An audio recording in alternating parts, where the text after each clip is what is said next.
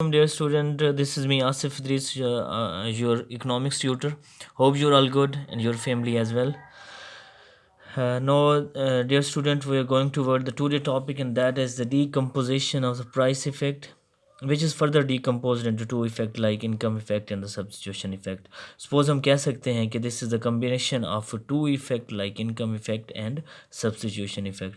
Basically, today we are going to discuss the price effect in case of some goods which we are used in the society, like normal goods, inferior goods, and the given goods.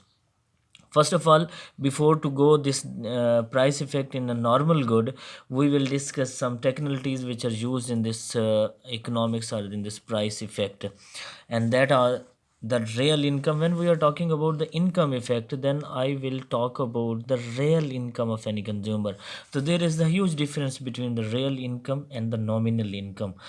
Suppose nominal income, that is the income which any consumer received in sense of salary, or it is certain sense of cash. But in real income, the real income we can find out with the two process. The one is this by this formula nominal income हम ऊपर रख लेते हैं और price of that good हम नीचे रख लेते हैं. सपोज़ किसी शख्स की जो सैलरी है वो 10 रुपी है और यहाँ पे हमारे पास जो प्राइस ऑफ गुड है वो 5 रुपी है. तो हम क्या करते हैं, यहाँ पे इसकी जो रियल इनकम निकल आई वो 2 है. This is the real income of the consumer. Suppose this is actually the purchasing power of the consumer of an individual. तो this is the real income. Suppose यहाँ पे हम क्या करते हैं, इसको डिक्रीज़ कर देते हैं किसी भी प्राइस को.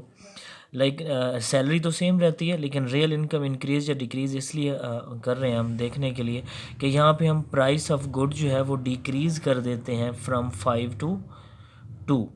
तो यहाँ पे हम 2 जब प्राइस लेते हैं तो ये 5 बन जाती है रियल इनकम. सपोज़ ये हम वेरिएबल यूज़ करते हैं किसी भी प्रोडक्ट को यूज़ करने के लिए.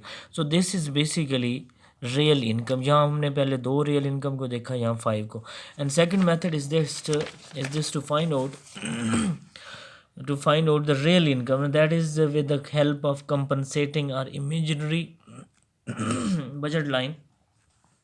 देखिए यहाँ पे हमारे पास 2 कम्बिनेशन देखते हैं, लाइक एक y है एक x है. 2 प्रोडक्ट्स हैं हमारे पास. यहाँ हमारे पास है पहले BL जो था, B for budget and L for line. Budget line हमारे पास BL थी, लेकिन यहाँ पे क्या हुआ, x which we are taking normal good. तो यहाँ पे हमारे पास x जो है नॉर्मल गुड है और उसकी प्राइस जो है प्राइस ऑफ x डिक्रीज़ हुई है, जिससे हमारे पास इसकी परचेजिंग पावर इन्हेंस हो गई है.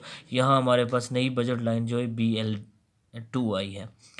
तो हम इसको देखने के लिए, रियल इनकम को देखने के लिए, यहाँ पे किसी भी प्रोडक्ट की प्राइस कम हुई है, लिहाजा हमारे पास परचेजिंग पावर जो है वो इंक्रीज़ हुई है. परचेजिंग पावर के इंक्रीज़ होने से सपोज़ हमारी रियल इनकम जो है वो इंक्रीज़ हुई है. तो हमें कैसे पता चला रियल इनकम, कैसे हम बाय मेथड कैसे देखेंगे, बाय दिस डायग्राम. वो ये है कि ये हमारे पास हम इस जो ओरिजिनल बजट लाइन होगी उसकी इमेजिनरी बजट लाइन जो हमने बी डैश और एल डैश हमने ले ली, तो ये हमारी इमेजिनरी बजट लाइन है. तो जब भी कभी हमारी जो इमेजिनरी लाइन है वो below the actual budget line होगी, तो सपोज़ हमारी रियल इनकम जो है वो इंक्रीज़ हो रही होगी. मैं रिपीट कर रहा हूँ कि जब हमारी इमेजिनरी या compensating budget line below the original budget line होगी, इट मीन्स कि हमारी रियल इनकम इंक्रीज़ कर रही है. इन वाइस वर्सा हम क्या करते हैं कि हमारे पास यहाँ BL पहले थी, इससे हमारी PX जो है वो प्राइस ऑफ x जो है वो इंक्रीज़ हुई है, जिससे हमारे पास ये BL2 हमारे पास बजट लाइन आ गई है. लेकिन हमने क्या करना है, सब्स्टिट्यूशन इफेक्ट देखने के लिए हम इमेजिनरी या कंपनसेटिंग बजट लाइन लेते हैं जो कि हमारे ओरिजिनल बजट लाइन से अबव आती है. इट मीन्स कि हमारी रियल इनकम जो है वो यहाँ पे डिक्रीज़ हो रही है. This was the method to find out the real income. और इसके बाद हमारे पास जो नेक्स्ट पॉइंट आ जाता है nominal income, sorry normal goods. Normal goods वो गुड्स होती हैं जो कि हम बेसिकली हमारी जब इनकम इंक्रीज़ करती है, नॉर्मल गुड्स में हम देखते हैं कि हमारी इनकम जो है विच इज़ रियल इनकम जो है वो इंक्रीज़ होती है, जिससे हम उसकी क्वांटिटी को भी इंक्रीज़ कर देते हैं। सपोज़ कि हम उसकी जो है डिमांड ऑफ दैट गुड भी इंक्रीज़ कर देते हैं। तो दैट गुड्स कि जो गुड्स हमारी ऐसी गुड्स होती हैं नॉर्मल गुड्स कि जिनकी हमारी इनकम के ज़्यादा होने से हम उसकी क्वांटिटी भी ज़्यादा इंक्रीज़ करते हैं। सपोज़ हमारे पास यहाँ पे एक पॉजिटिव इफ़ेक्ट आता है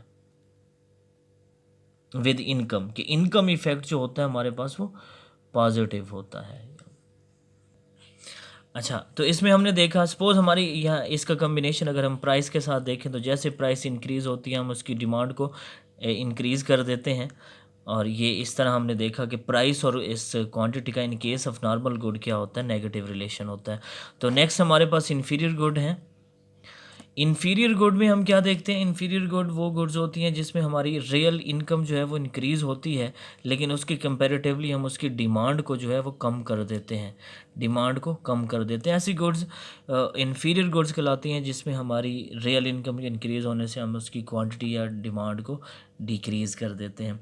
तो इट्स नेगेटिव रिलेशन है between income and quantity in case of inferior good. इसकी कंपैरेटिवली हम गिवन गुड देखते हैं। तो गिवन good basically the goods which are more inferior, कि जो ऐसी गुड्स होती हैं जो इन्फीरियर देन इन्फीरियर होती हैं। सपोज़ हमारे पास 3 सोसाइटीज़ होती हैं। सपोज़ हमारे पास एक हायर सोसाइटी होती है, एक एलीट क्लास होती है, एक बिल्कुल ही नॉर्मल क्लास होती है।